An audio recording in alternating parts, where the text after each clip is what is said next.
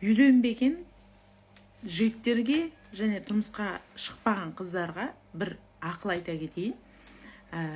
Жігіттерде мынандай бір ой бар екен да, жаңағы өзімнен 7-8 жас 10 жас қыз алсам, ол жақсы болады, ертең мен қартайғанда қызым әп-әдемі болып жүреді деген сияқты. Иә, бір аз мөлшерде солай болатын шығар, сіз бақытты болып кететін шығарсыз. Бірақ менің маңайымда неге екені белгісіз көп ер адамдар танимыз жұмыс бабымен, бірақ көбі 87, 90, 89 жылғы жігіттер, жаңа 98-2000 жылғы қыздарды алып алады да, 4 ай тұрдым, 1 жыл тұрдым, 2 жыл тұрдым деп көбі ажырасып кетіп жатыр.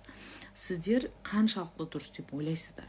Қазіргі уже сіз бір заманның кішкене өзіңізге жақындау, сіздің өскен ортаңызды, сіздің экономикалық жағдайыңызды түсінетіндей кішкене ақылы бар қыз алмасаңыз, сіз ойламаңыз, жас қыз алып бұл жерде мен ұтамын деп.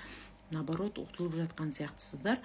Өйткені сіздің өзіңіздің жасыңыздан өте кішкентай қыздар, ол сіздің экономикалық болсын, тұрмыстық дағдыларыңыз болсын, барлығын дұрыс түсінбеу мүмкін.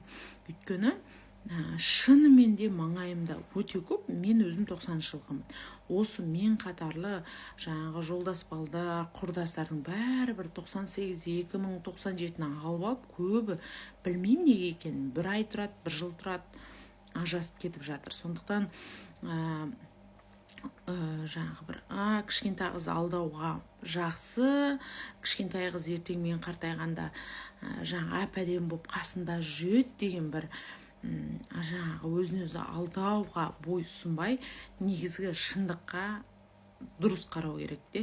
Қазақта бір сөз бар, тең-теңмен тезек қабымен дейді. Апама жездем сай дейді. Апама жездем сай деген ол жаңағы соған бір не қосар едім, жасқа да қарау керек сияқты. Қазіргі жас қыздардың ол сіздің анау жоқ, түсінбейді. Өйткені жаңағы 95-тен кейінгілердің, 2000 жылғыдан кейінгілердің, олардың түсініктері, өмірге деген жігітке қоятын талаптары мүлдем басқа. Ол жаңағы басқаша бір ер адамды сыйлау жағынан болсын, ақшаға деген көзқарас болсын, бәрібірде басқа. Сондықтан қатты бір жас қыз алам деп отылып қалмаңыздар. Негізі бір 3-4 жас, 4-5 жас аралық деген өте дұрыс деп мен ойлаймын.